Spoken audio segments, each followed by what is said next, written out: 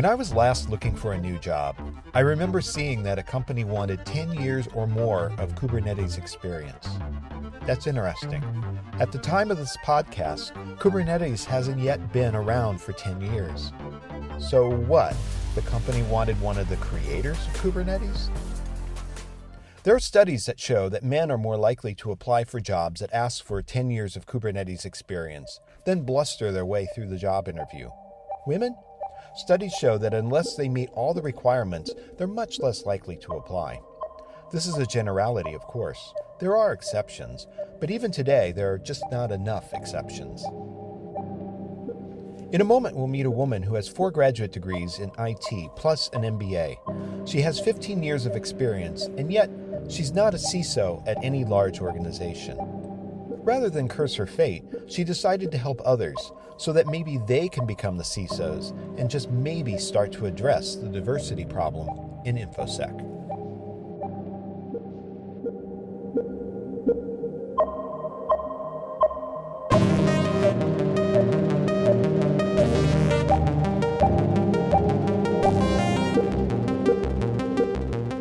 Welcome to The Hacker Mind, an original podcast from For All Secure. It's about challenging our expectations about the people who hack for a living. I'm Robert Famosi, and in this episode, I'm going to challenge this idea that infosec careers advance on merits alone. That just having an amazing resume, a successful bug bounty, or a couple of capture the flags under your belt can and will get you that dream job. For many, though, that simply isn't the case. And as a result, we're missing out on some of the best and brightest rising young talent available today. It appears that skills alone aren't enough to get everyone through the door.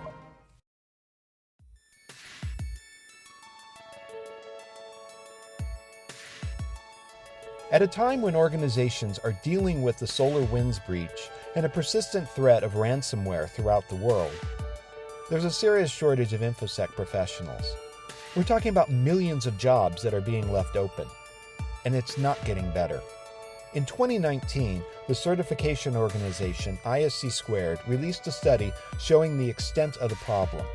Here's CNBC. Around the globe, there's a skilled labor shortage of about 4 million workers needed to properly defend organizations, and about 500,000 of those workers are needed to fill roles right here in the United States. And 3 years later, Cybercrime magazine released a similar study showing there remains a shortage of 3.5 million infosec professionals as of early 2021. How can that be? Part of the problem lies in the training pipeline.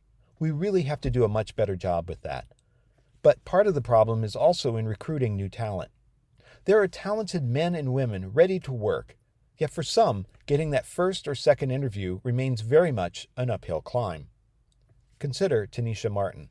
I did my undergraduate at Carnegie Mellon University in electrical and computer engineering. I went on and did a master's there as well. It was in healthcare policy and management. I had dreams of going to med school at some point before I decided that I was going to just join the world of IT. Right there, this might be enough for most people to consider advancing Tennisha to the next round of interviews. I mean, undergrad at CMU and then on to Johns Hopkins? But for Tennisha, the bar just kept getting higher and higher. Fortunately, earning more degrees was not a problem for her.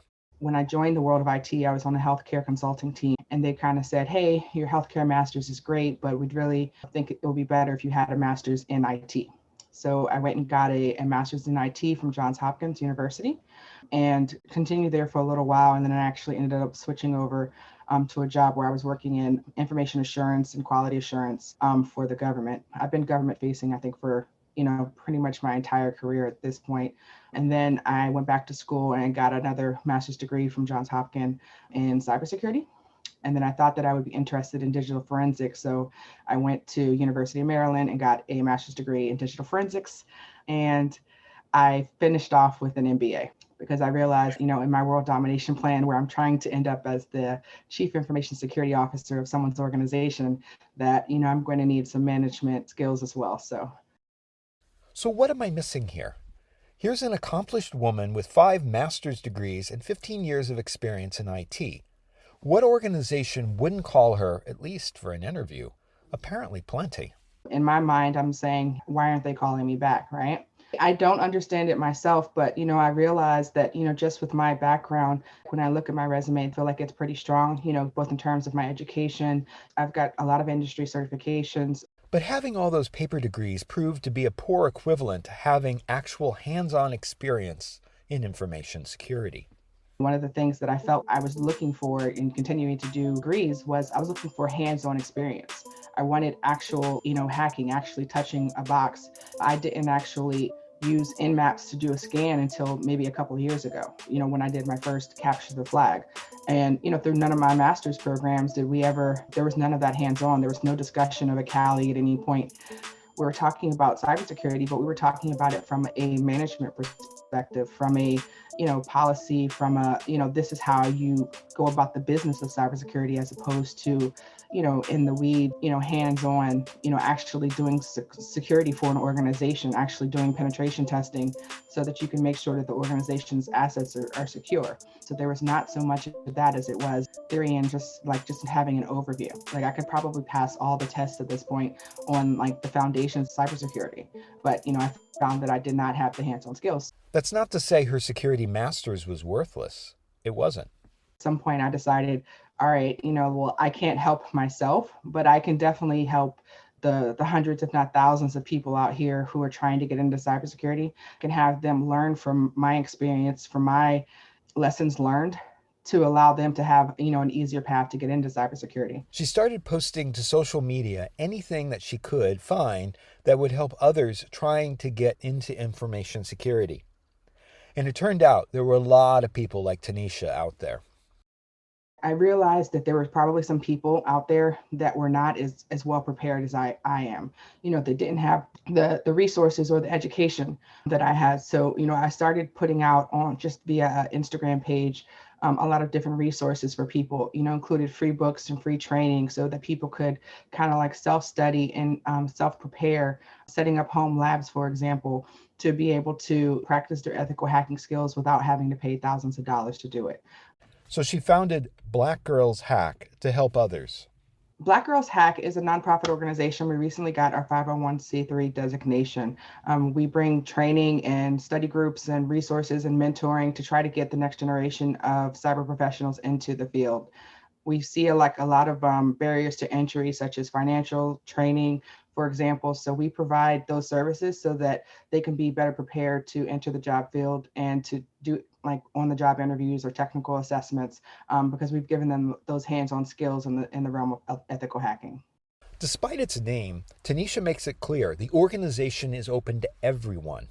Black Girls Hack is literally open to everyone. It doesn't matter if you are male or female or non-binary. It doesn't matter what color you are. We literally welcome everyone. And it doesn't matter if you're a beginner or if you're advanced. We literally want everyone to come and join us. Although Black Girls Hack was founded for the interest of Black women in cybersecurity, our organization is maybe 70% women, probably 29% men, 1% other. And we're not even all Black. I'd say we're maybe 80%. We literally have every color of the rainbow, and we've got, all of the gender options. So, please feel free to come out and join us. We want to hack. We want to, learn. We want to grow this skill set. So, we're not going to discriminate against people. That's what we're seeing in the industry. We see that there's not a lot of women. We see that there's not a lot of Black people. We're trying to, be the change that we kind of want to see. That journey begins by finding other people with similar interests and abilities. Just finding a tribe and finding people that have a similar interest as you. I can't tell you how valuable it is for me and a lot of other people to be able to have conversations and be like, hey, I'm trying to stabilize this shell. This is the issue I was having the other day. I'm trying to stabilize the shell.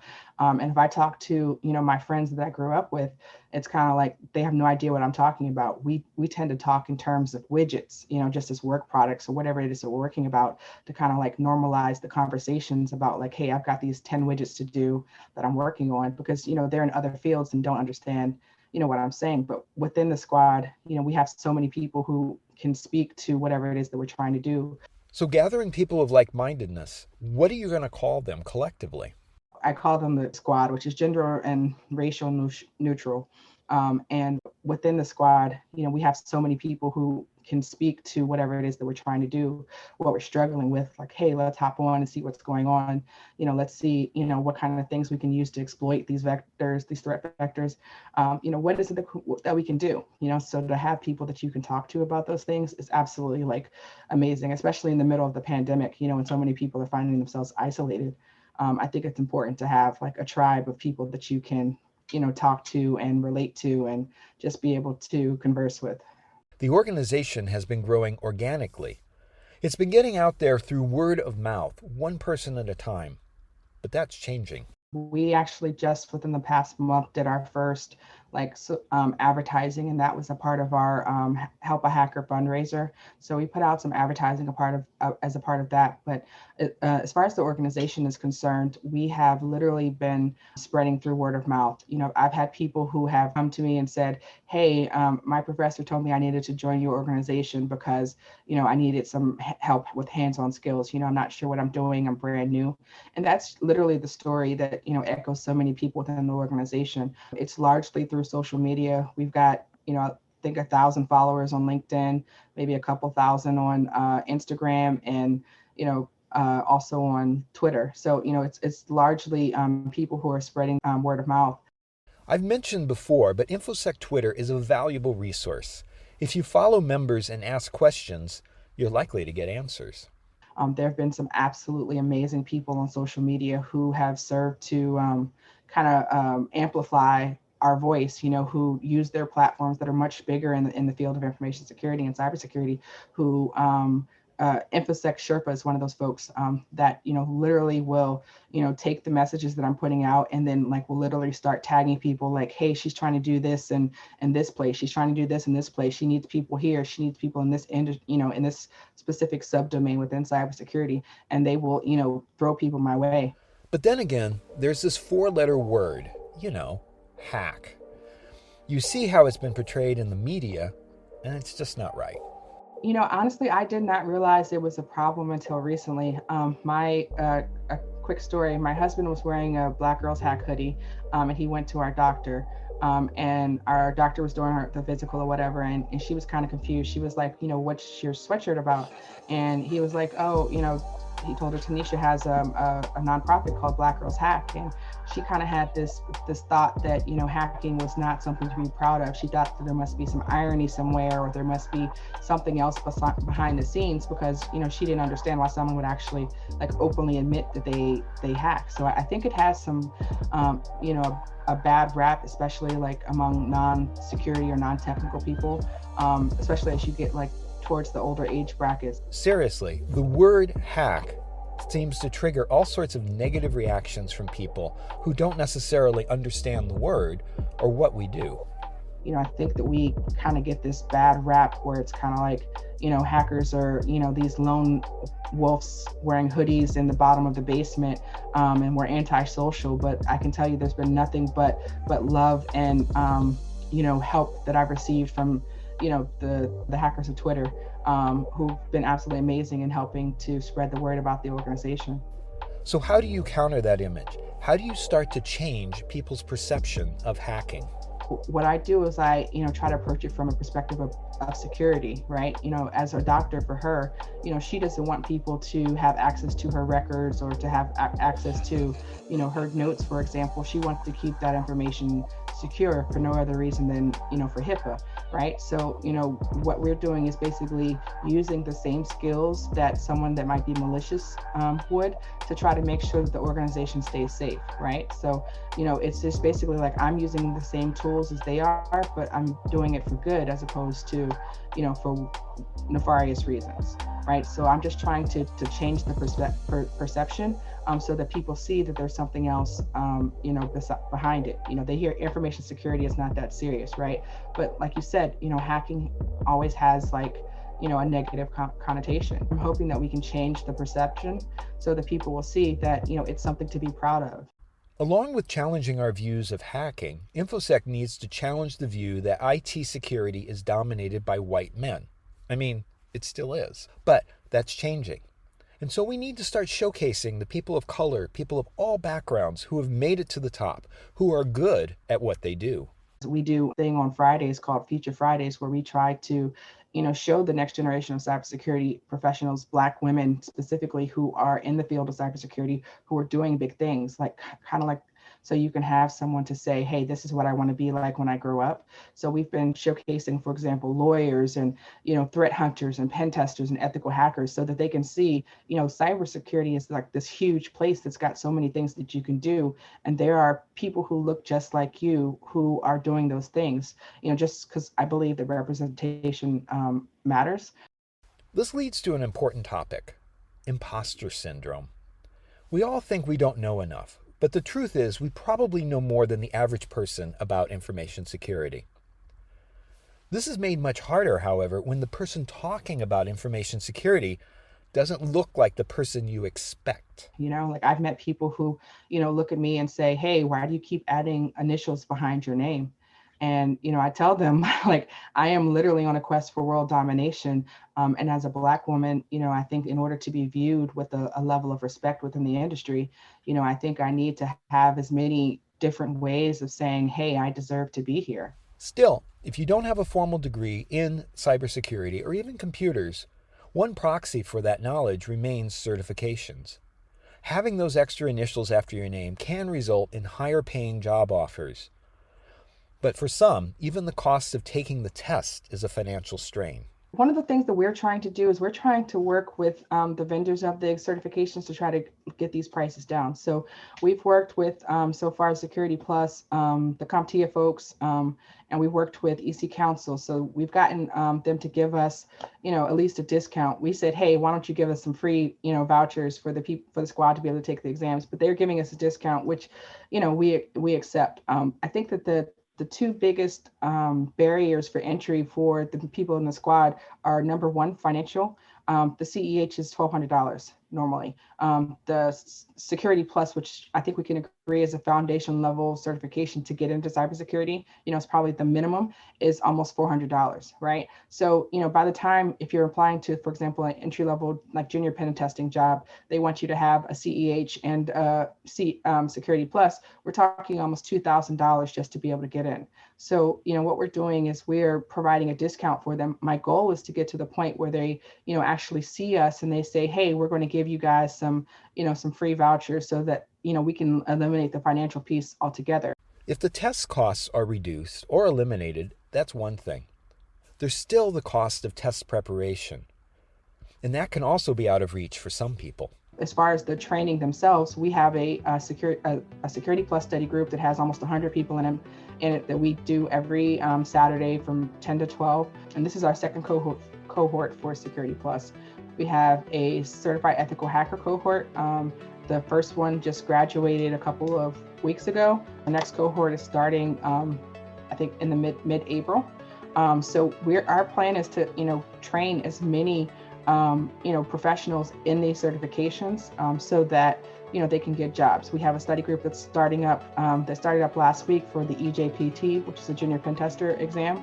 And we also have one coming up for like Wireshark certification after the EJPT. So, we're trying to focus on all of the skills so that, give them the training so they don't have to pay the thousands of dollars for the training, so that, that's another barrier. Plus, we're going to get them a discount on the certification once they get ready to take it. My goal is to get it to the point where, we can give them the certifications, and the only thing that they have to invest is time, which is the second barrier to entry, because we have people who, like myself, are working 40-hour, work weeks. Like I have a nonprofit that I do like in my spare time, and still have to find time to increase my skills. I'm still trying to hack a box, to break into someone's computer legally, of course, every night. I'm trying to grow my skills at the same time, but, I'm trying to do all these other things. So the second barrier is time. So like if we can, for example, give them a boot camp, or not a boot camp that costs tens of thousands of dollars.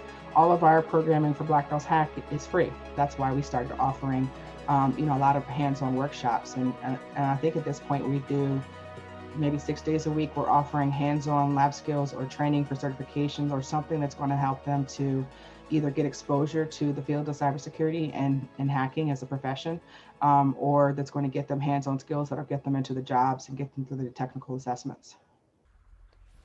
One problem with glass ceilings is you can see where you want to get to, but often you're denied the tools to get there. So with hacking, you create your own. It's like I look at this like one of those things like, how do you get experience if you don't have experience? Kind of like one of those, how do you get ID if you don't have ID type of things. So I tell people that, in order to get experience, if your job is not giving you that, if you don't have that in a professional means, then you need to set up a home lab, whether that be in the cloud or virtually. Using the technology debt is one thing. Another is what you do with that platform. Black Girls Hack is creating an impressive online lab to help its members. We teach people how to set up, the type 2 hypervisors in VirtualBox where they've got, like a Kali attack box and then maybe 2 victim machines, a Windows and a broken web app machine, so that they can get skills in web application security. They can get skills in ethical hacking. They can get used to the process of, the scanning and enumeration and determining what the vulnerabilities are, and then being able to take those vulnerabilities and figure out which one of these is going to allow me to get into the system, right? Because this has real world applications. You're going to have to, once you join, an organization, they're going to want you to protect their organizations. They're going to want you to do vulnerability assessments so that you can, determine which one of their assets are vulnerable and, how would an attacker be able to exploit those, right? So as security professionals, we have to figure that out before the attackers do, so that we can keep the organization's assets safe. There's this term from the 1990s, digital divide. It was used to describe people who had access to the internet in their home and those who did not. That still remains even now. There are people who can't legitimately afford a full power laptop. Black Girls Hack is coming up with ways to level the technology gaps that still exist. We just set up a BGH Cloud Labs, which Black Girls Hack Cloud Labs, so that people who don't have computers, like for example, Chromebooks, or that don't have the ability to access because of resources on their computer, a Windows VM is almost 20 gigs, right? So if you can't put that on your computer, then you're not going to be able to practice at home, right? So we're trying to eliminate some of those barriers so that we can get people actually in there. So the only thing that they have to kind of spend at that point is time. Just find the time to get your studying in so that you can, and hopefully we'll be able to take over the rest. And teaching real world skills is important. Security moves fast, so that textbook from 5 years ago is already kind of out of date. Having real scenarios online helps Black Girls Hack members simulate what's really happening today, not 5 years ago. I'm teaching them as much as I know, so that they can, go out and then express those same skills in their labs, and then take those to employers and be able to just speak intelligently about them. And then when they get to the point where, I can't teach them anymore because, I don't know enough, my goal is that we can start meeting with some of the more, elite people out there who can, help them to learn what they know. And then this becomes an opportunity for hackers to give back to the community. Black Girls Hack and other organizations are providing the platform for infosec professionals to teach, or at least reach out to the next generation of hackers. We're all just, reaching back and sharing the knowledge that we have, so that the next generation of cybersecurity professionals, has our knowledge, and then also, a leg up because they're, probably a decade earlier in their job game, so maybe we can start seeing some, female and brown faces in the executive suites within cybersecurity. So we have more parity within the industry.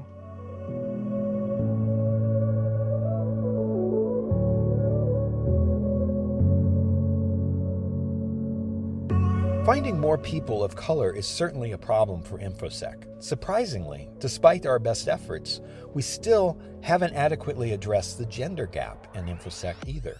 Yeah, so I realize when I'm looking at the issue, just I guess in terms of like my research at the issue of women in cybersecurity, we see that, there are women who are, when they go to college, who are doing STEM fields, right? But at some point they go, to other options, such as some of the pink options, as opposed to an engineering or computer engineering or computer science, for example, right? Glassdoor did a study in 2017, and it wasn't very surprising. They found many college majors that lead to high-paying roles in tech and engineering are male-dominated, while majors that lead to lower-paying roles in social sciences and liberal arts tend to be female-dominated, placing men in higher-paying career pathways on average. It speaks to the perception that hackers are white men in black hoodies. Maybe that's true of the bad guys, but what is it in the real world with the good guys? There's a perception that, someone that's an ethical hacker, someone who's in computer science is generally male. Having gone through a computer engineering program myself, I didn't see any other, black female faces. It was very rare that we had, even black faces. So it was, you don't see a lot of people who look like you. So, we started looking at the problem from the perspective of, how do we get exposure to, like you said, the younger generation, the K through 12. So if we're going to address diversity head on, then we need to start young, very young. We need to counter the stereotypes with more positive role models. For Black History Month, every day we did a kid and an adult who was doing big things in STEM and how their early exposure to STEM allowed them to achieve great things. So I think that if nothing else, the anecdotal evidence of early exposure to STEM shows that kids can do amazing things. So if we expose them earlier on in their lives, then I think that we'll start to get more people who are passionate about it. And, if you're starting instead of in your 20s or 30s, like most of the squad is, if you're starting, for example, in your teens and you're getting started, programming, you're getting started trying to break into things, have an interest in taking things apart. I think that that's going to make the next generation of cybersecurity professionals that much better and well-rounded because they've been preparing for this literally for years. While some change can happen immediately, lasting change might take a decade or more. And to achieve that requires a concerted focus today on the next generation. DEF CON, for example, has Roots Asylum, which helps teach kids ages 8 through 16 basic hacking skills. Black Girls Hack is starting its own outreach to the youth. We're actually rolling out a program this summer called Black Kids Hack, which is focused on the K through 12 population. We're going to start off with those in high school because we realize that, in order to get people who are passionate about this, we need to get them exposed much earlier in life. So we're actually building off of the cyber.org curriculum, which is basically gives you a cybersecurity foundation. And then we're going to add to that components of ethical hacking, cybersecurity outside of the realm of just the general cybersecurity, and then like maybe some capture the flag components as well, just so they can get exposure because, like you said, people like to play games, and these are cyber games. And when I introduce, for example, the squad to cyber games, like if we do like capture the flag competitions or like over the wire series, which are like, they call them cyber games, but they're basically like Linux primers or web application security primers, depending on which series you do, then, people have an interest and they realize that this is something that interests them. I've talked before about the value of playing Capture the Flag on the Hacker Mine. It seems that a lot of hackers today got their start either in gaming like Mario Kart or in CTFs like Pico CTF or Seesaw. Gamers solve problems. Hackers solve problems. It seems like tapping this audience makes a lot of sense in filling some of the open positions that we have today in infosec. And it's not just that group of boys in the back corner of the classroom who are always playing games. Girls play games too. I hope to be one of the best, at least capture the flag people in the world, if not one of the best hackers in the world. So like that's something that I'm trying to work at. I love playing games. I love that they're cyber games, and I love at the same time that I'm, solving problems. CTF Time is a website that tracks team performance and individual skills. And perhaps the best CTF team in the world today is the Plaid Parliament of Poning, or PPP, out of Carnegie Mellon. But there's a long list of challengers. And add to that list, Tennisha.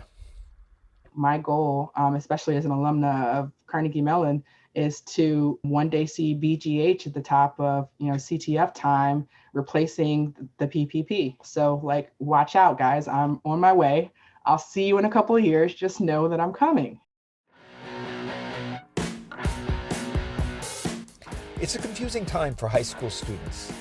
With COVID-19 disrupting years of their critical education, universities are taking the SATs and other tests optional. Even more confusing then is the talk from Google and Facebook that applicants no longer need to go to university to get higher paying salaries.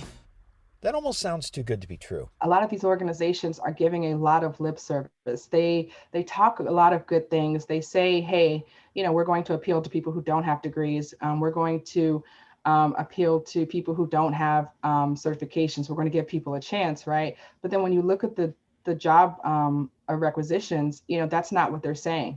They want to have people who have a degree, if not multiple degrees. They want people who are experts in their field. There are actually some big tech companies that won't even hire junior and mid-level people, that they only hire, for example, people who are leaders within their industry. So it's like, how is that helping people to get in? And we need the Googles of the world, we need like the Microsofts of the world to, kind of generate a pipeline to get people who are more entry level into the industry. Pipeline then is a huge problem for infosec.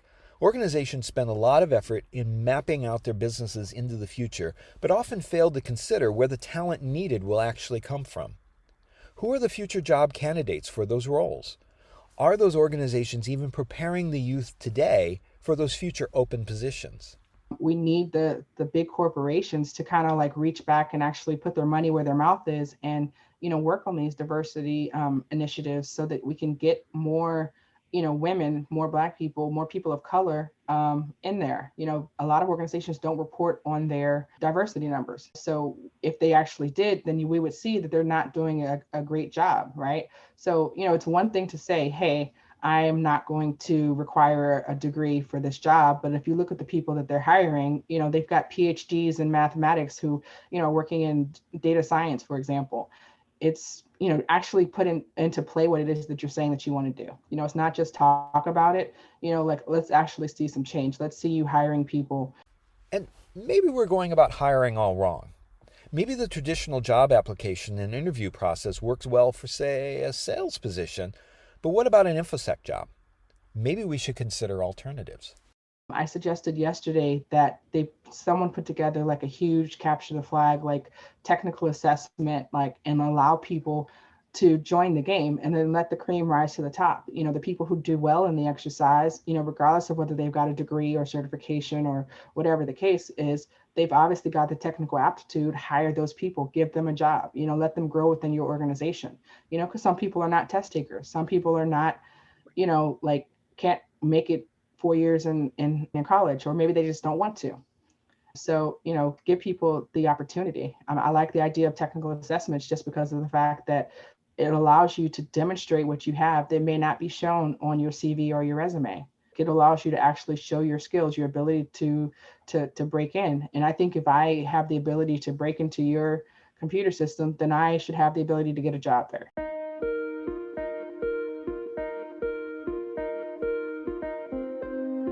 So organizations like Black Girls Hack need support from the community. What can you do to help? If you're advanced and you have a skill set in a particular area, we would love for you to come give some workshops just to provide exposure to the squad. We do a Bring a Hacker to Work days every Sunday where we get exposure to different areas within cybersecurity. So we have someone come and tell us about what they do in their job, right? So we can put some actions, some actual faces to some of these jobs. So we did cybersecurity engineering last week. We're doing secure app development this week. Next week we're doing social engineering. So we want exposure. So if someone has advanced level skills, they're like, hey, I don't think there's anything that you can teach me. Perfect. Please come and do a workshop and teach. Do an hour here or be a mentor. We need mentors. We need volunteers. We're trying to take over the world, and we literally want everyone to come and help us. And with more exposure, will we see Black Girls Hack at this year's Black Hat or DEF CON? I would absolutely love to. Let them invite me anywhere. I'm there. I'll be there with my mask on and my Cali, my Cali box. I would absolutely love to be involved. We see way too often these conferences where they are very, older white men is the norm. You don't see a lot of women. You don't see a lot of Black women, especially. I usually go to ShmooCon, and like I'm always amazed by the fact that there's so many women with like pink and purple hair, like living their best life. And I always like think like I've always wanted to dye my hair purple. And I'm like, once I become, a hacker 100% of the time, like no one's going to care that if I have purple hair. So like, it's kind of like my goal. I'm going to get to the point where I can do that. But, I would absolutely love to, be involved, or even to like have a booth, at any of those events. We would absolutely love to. So, but it's just a matter of exposure. One day I'll see you at RSA, or I'll see you at Black Hat, and I'll be like, hey, I made it. I really want to thank Tennisha Martin for taking the time to talk about her past and her organization. If you want to know more, go to Black Girls Hack on the web, or follow them on Twitter or Instagram. Maybe we can't change the world overnight, but what's stopping us now from making those gains every day? Hey, before you go, remember to subscribe to The Hacker Mind and never miss another episode. You can find us on Google, Apple, Amazon, Spotify, so many different platforms. Check us out. This podcast has been brought to you commercial-free by For All Secure. For The Hacker Mind, I remain Robert Formosi.